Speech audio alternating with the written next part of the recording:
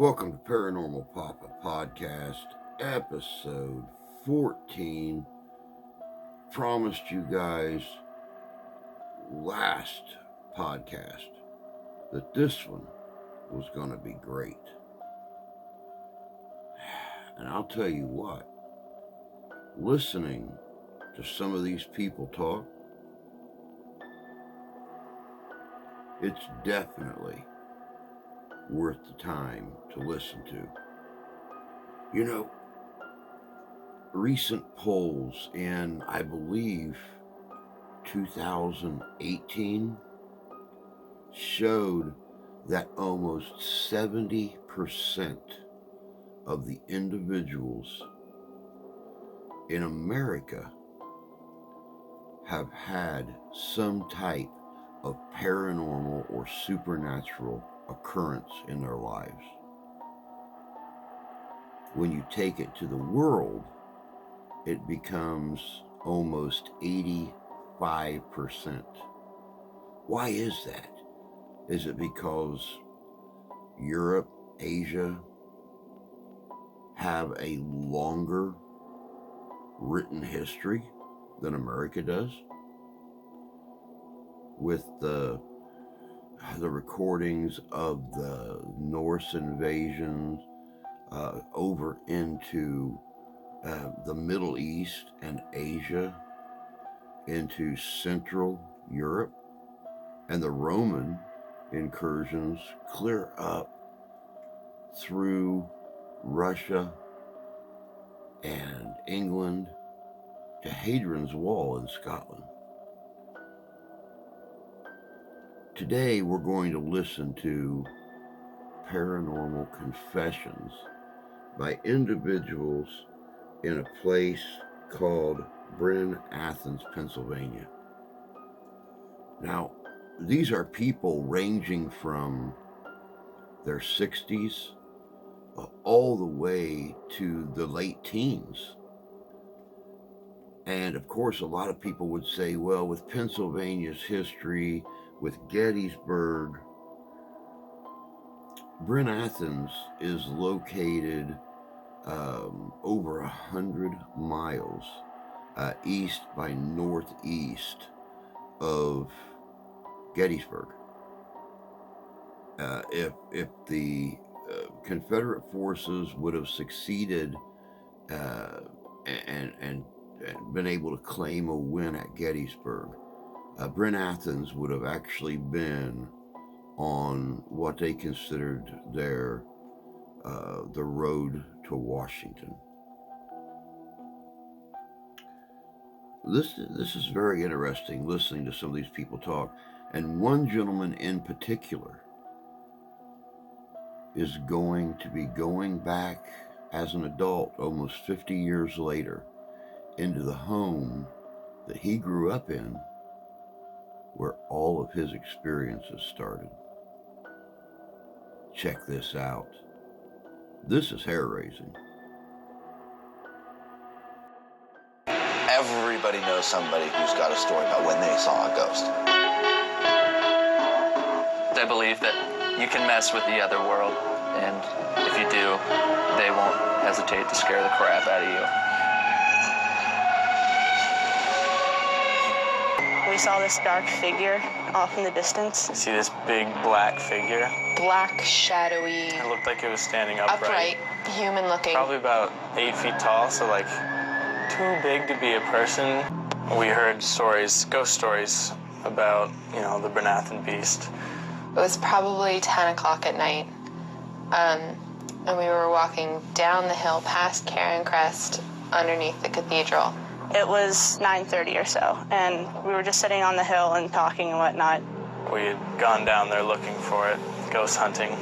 We were sitting underneath the trees on Cathedral Hill, just talking like I completely forgot that we were there to look for ghosts. We're looking across that field at the tree line. And all of a sudden I just happened to glance over down the hill by the road. We saw this dark figure. We saw this shape. I see this big black figure.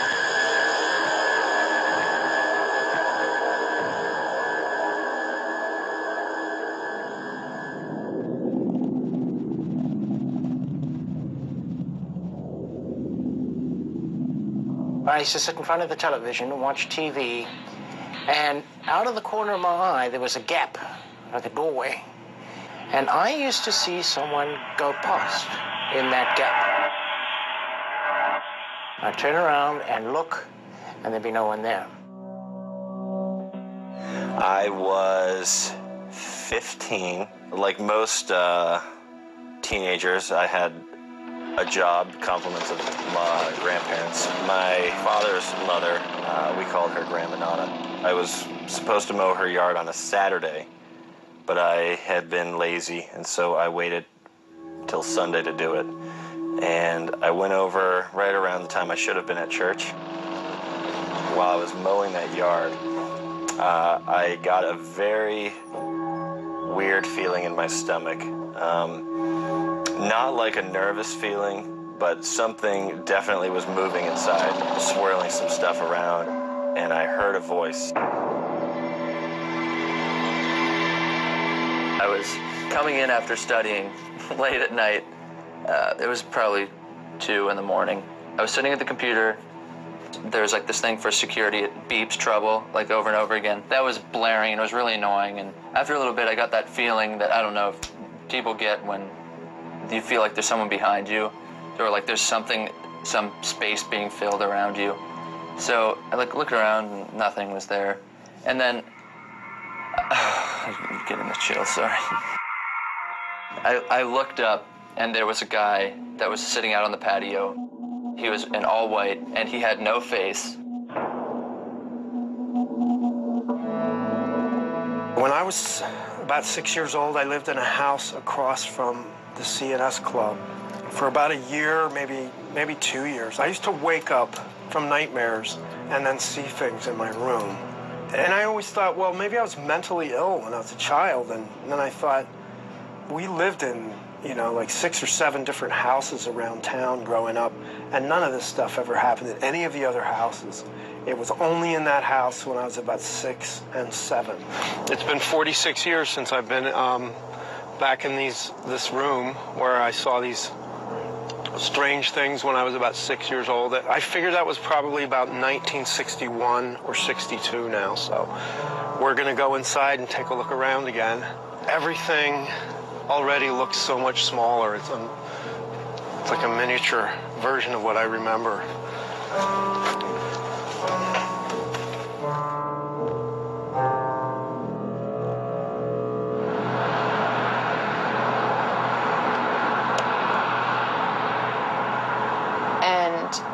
We saw this shape moving along the edge of the tree line. We saw this dark figure off in the distance. I see this big black figure. Black, shadowy. It looked like it was standing upright. Human looking. Probably about 8 feet tall, so like too big to be a person. But what was so weird about how it was walking was it was moving really quickly in space, but how it looked like it was walking was very slow. What was strange about it is that it didn't seem to be moving up and down as it was running. It seemed more to be gliding along like this. The weird thing about it is that it would like skip. Like it would be here, and then all of a sudden it'd be over here, and then be back here. So it was like gradually moving down the road, but it would be like flickering in and out. Sort of like a movie that has really bad tracking. It's just like flicking back and forth like 20 feet. And it was moving way faster than it seemed like a human should be able to run, especially so smoothly. And then in the blink of an eye, we all kind of gasped. And we're looking at it, and at the same time, we all gasped.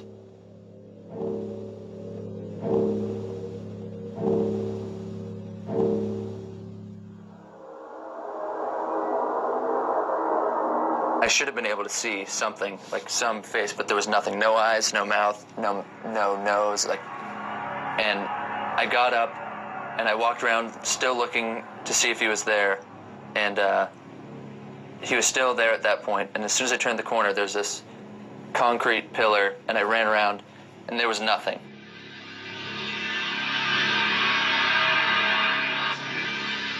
And then I heard a hiss, and there was a black cat just like freaking out at me, and I'd never seen that cat, never saw it again. There was no logical like explanation for somebody being able to run that fast and then having a black cat that I've never seen before. Once I really put it together, like, hey, that guy didn't have a face, and this cat came out of nowhere, that scared me to death. I didn't sleep that night. Like, I just couldn't. One day I was watching TV and I swung my head over and my wife said, "Oh, are you seeing that too?" And it turned out that she also used to see someone going through that gap. So we started watching, and one of the things we noticed was the person going through there was always going from the bedroom to the bathroom, always at night, and was wearing what looked like a blue dressing gown.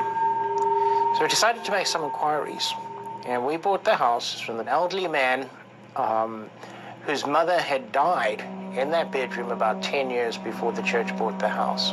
We had some friend, or a woman in the congregation who's a friend of ours, who knew people in the area who had been friends with that woman. So we asked her if she would ask her friends if they knew what color her dressing gown was, or her bathrobe was.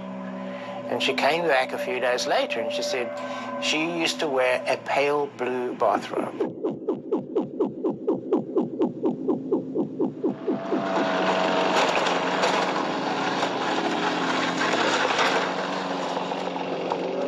I heard a voice, the voice that you need to check on Grandma. I knew at once it was my paternal grandfather, who I never met. He died when my father was 12. I stopped mowing right there, right in the middle of a stripe of grass, and went into the breezeway, and I knocked and there was no answer. She used to keep a spare key under a table in there, and I looked under it and I didn't see it. And so I checked the garage and her car was there, but I knew that often her friend would drive her to church. So I thought that's probably where she is. So I went back to mowing her yard, and on the next pass I heard the voice again say, "You really need to go check on Grandma Nana." And I kind of just dismissed it as I'm nervous about nothing. So I finished her yard. I figured I'll just go mow my other grandparents' yard, and by that time church should be over. And I didn't feel right the whole time. I just felt like I was missing something. So I finished the yard, and they asked me to come in and visit, and I politely said, I would like to, but I can't. I have to go check on something. So I went back, and then I remembered she had moved her key from under the table to behind a light socket in the garage. And I have no idea how I remembered that. It was told to me kind of in passing, and I don't know why I remembered this thing, but I did, and I found it, and I opened it up, and it smelled of death in my grandmother's house. It just smelled horrible. You could smell urine and feces, and it just smelled of death, and I knew clearly something was wrong. So I turned the corner, and my grandmother was lying face down halfway through the hallway on the linoleum floor, and she was not moving, but I could hear her struggling for breath. So I went down there, and she was totally out of it. So I called 911, and they came and took her. She had suffered a stroke and had been lying there for about 18 hours. She lived long enough for my dad and his two sisters and their families to get out and say goodbye. So that's the plus side of it. And it was creepy in retrospect, knowing that something had definitely tapped me on the shoulder, smacked me in the back of the head and said, "Something's happening here and you need to do something."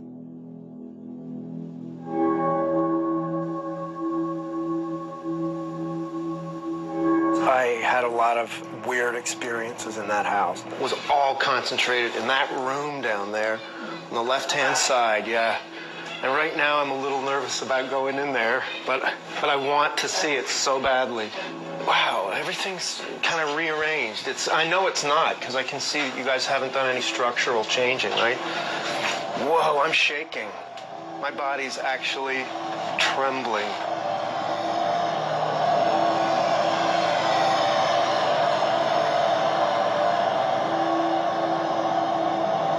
I used to get regular visits from an old blind lady who used to come into my room and walk around, sort of feeling her way around in the dark.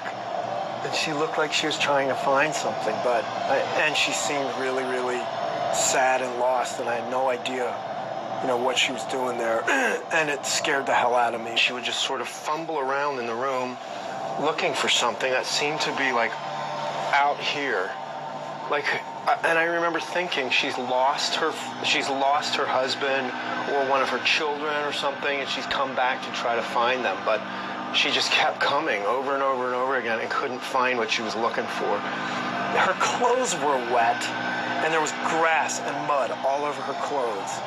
And, which made me, I thought it was bizarre when I was a kid, but when I grew up, I thought, a lot of people that do research into this kind of stuff would say that, it's a classic case of someone probably who had drowned, coming back to their home and trying to find somebody. One night, I had to go to the bathroom really bad, and I just thought, oh man, I can't run through her. She was standing right here, and she wouldn't move, and I had to walk right through her to get to the bathroom.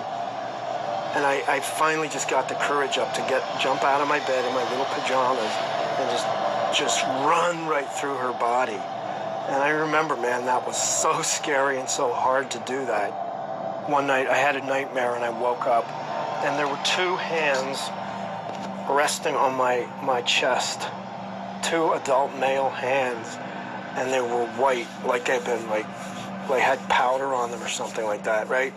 And the fingernails were all real nicely cut, and there were cufflinks on the sleeves, and I didn't realize, but I thought some guy's putting his hands on me, and I looked and I realized that there were only arms in tuxedo sleeves up until here, right? Just resting on my chest, right? And I tried to scream because I could feel the weight just pushing on me. It was heavy. They were heavy. And I couldn't scream. I was, just paralyzed. Okay, here was my bed, coming right out here, and I'd be just lying in my bed, and then all this weird stuff would happen. Finally, I screamed, and my mom came into my room, and I'm just a little guy, 6 years old, and I'm just, don't you see them? Don't you see them? Get rid of them, get rid of them. And she took the sheet, and she put the sheet over the hands, and then she pulled the sheet back, and the hands were gone, right? So I went to sleep that night, and then the next day I woke up, and right where the hands had been, there was a circle about 1.5 inches wide of red liquid, and I thought it was blood.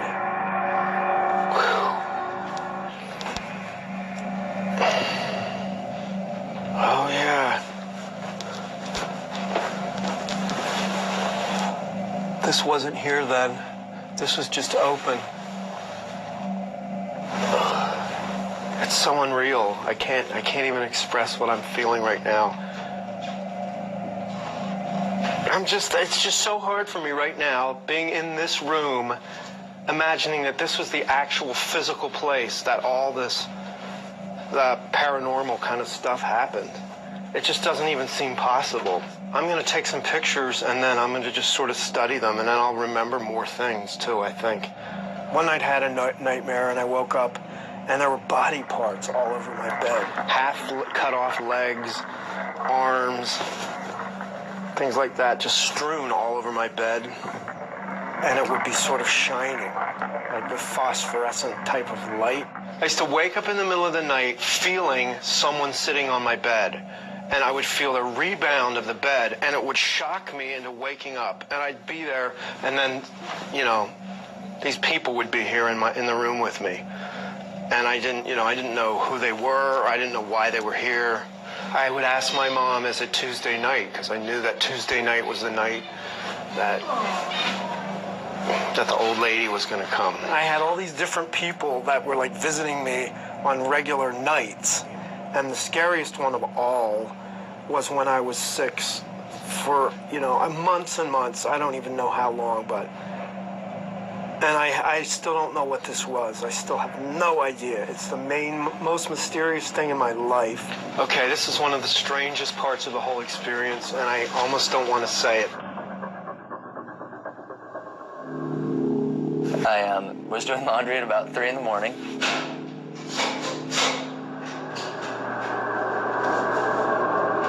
I hated hated this basement because people told me about how scary it was, but I never experienced anything by myself. The lights were out, except for the laundry room. I was in there doing some laundry, and then the lights flickered. I'm like, oh, that's weird. I've never had anything like that happen. And then they kind of like really dimmed, and then I heard back in the furnace room or whatever it is, the electrical closets, I heard a little girl scream, like the loudest blood-curdling scream, and it was so terrifying.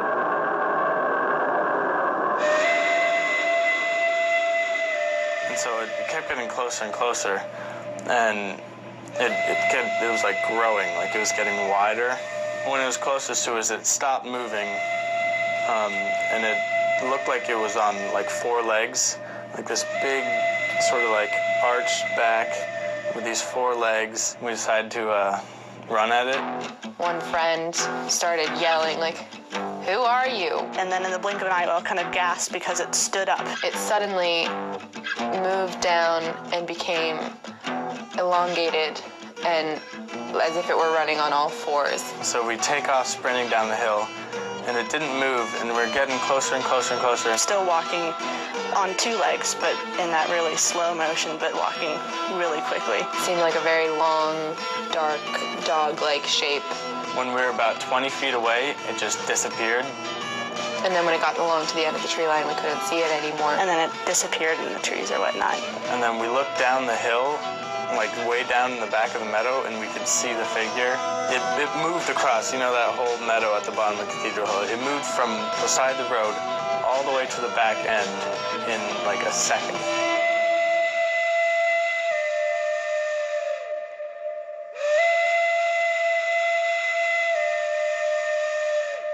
We were all pretty terrified. Didn't really make any sense. Didn't know anything that could explain what we were seeing. We were all just kind of like, that was really weird. What the heck was that? I know there's no way it was a deer just because it was too big, and the way it was moving, like even when it was standing still, it was still like flickering in and out, and it was just like solid black. Like it was light enough outside that I would have been able to like clearly see a deer if it was one. I don't think any of us immediately thought like that had to have been a ghost. I think we all tried to think, well, what could that have been? And none of us had an answer. We went back to my dorm, the Glen Hall, and we were telling some people at the front desk, and one girl was there, and she's like, oh my goodness, come back and tell the story in the kitchen. There was a group of people in the kitchen, and we told the story, and they were like, you saw it too? They had been there, and they saw the same thing. Several weeks later, I'm not sure exactly when, I was in Glen Hall, and some people came rushing in, flushed and cold and terrified looking, and said, we saw the demon, we saw the demon. And we were like, what? And they're like, were you the people who saw the Bernathen demon before that everyone was talking about? And I was like, yeah. And they described what they'd seen, and it was exactly the same thing, the same upright figure that changed into a dog-like figure, and in the same spot. So that was very weird, and I think certainly helped to perpetuate the future rumors and theories and myths about it all. I've heard a number of explanations, specifically that it was Blaine Bostock running around trying to give people a scare. Well, there was a rumor going around town for a while that I was the beast of Bernathen because one night there were a bunch of kids walking down below Church Hill, and I was taking a walk that night, and I came walking, I was actually walking ahead of them, and I heard them coming behind me. And I didn't want to run into anybody or talk to anyone that night. I was in a bad mood or something. I just wanted to be left alone. So this is crazy, but I just decided to disappear. So I just made a sharp right up Church Hill. I ran up Church Hill and then hid behind these trees while these kids came down walking, down the park, down the road. And this one girl started freaking out because she said, there was a man walking down there and now he's gone, he just disappeared. And she started to scream, right? And then these kids were all getting all bugged out as they were coming down closer to where I had been. And then I bolted and took off like up towards Church Park. And apparently some of the kids turned around and saw me running. And somehow they connected my running and, sort of darting and disappearing with the stories they had heard earlier about this like man running along on all fours that, you can transform into a wolf or whatever. But I had nothing to do with the earlier 3 or 4 events that happened leading up to that, which was just me having fun, running away from a bunch of kids and getting them all worked up. So that's all that was.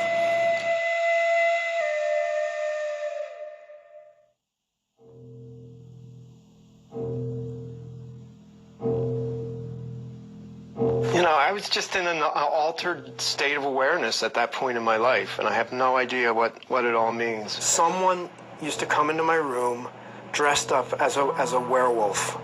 I would wake up and I would hear this guy coming down the hall. I could hear his toenails clicking on the wooden floors.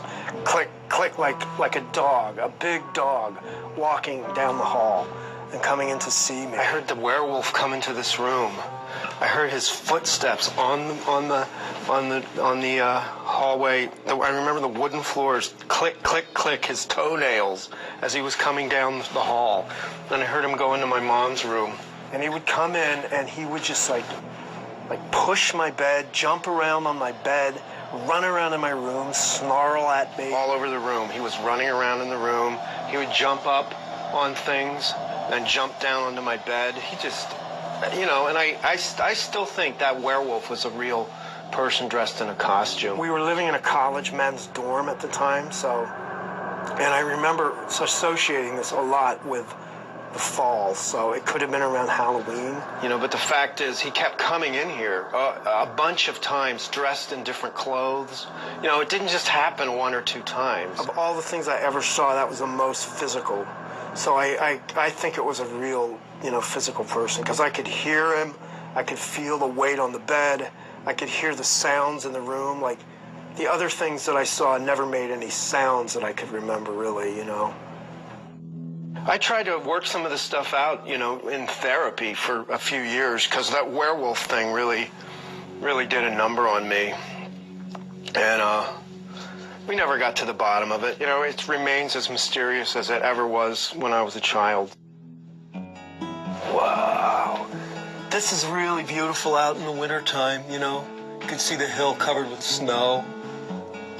It was beautiful. I mean, I love this place, too. At the same time, it was so scary. When I think of my deepest memories of beauty and love and everything, it's all still here, too. Everything that's in my imagination now and anything I feel like when I play music or write or do anything artistic, it all relates back to my experiences here as a kid.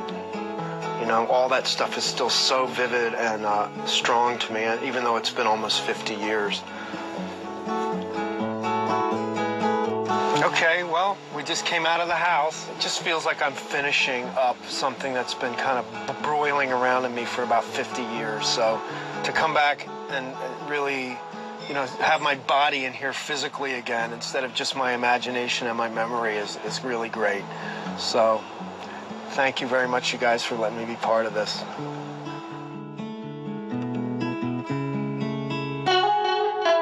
I definitely believe that there's spirits that are close to this world that can show up and do weird things for whatever reason.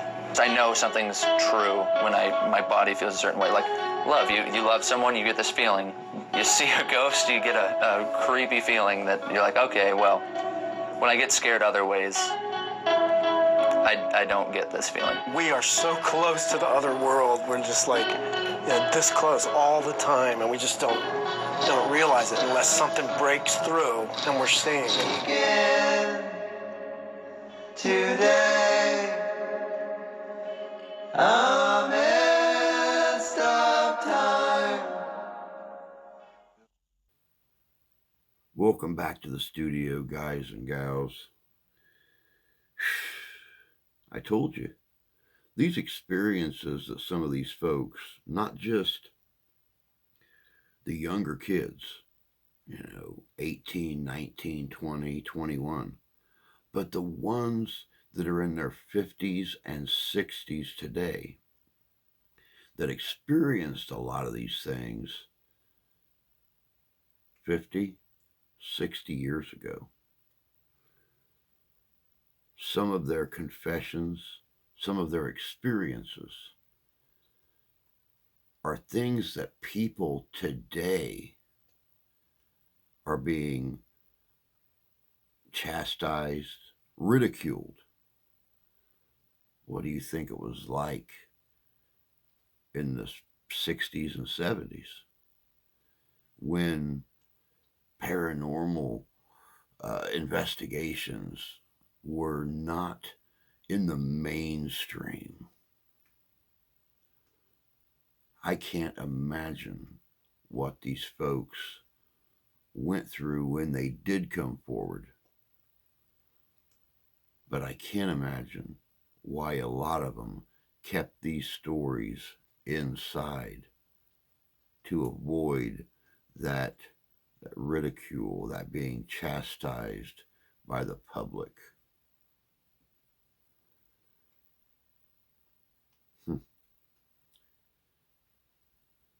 It kind of makes me look at home investigations and business investigations in a whole new light when you actually hear how these people feel about their experiences. But that's all we have for you today. Stay tuned. Coming up in a week for episode 15 of the Paranormal Papa Podcast. I think we finally got everything squared away where we can actually start doing live podcast entries. And have I got some guests lined up for you? Until next time, take care of yourselves. Take care of each other. God bless you. God love you. We do. And happy hunting.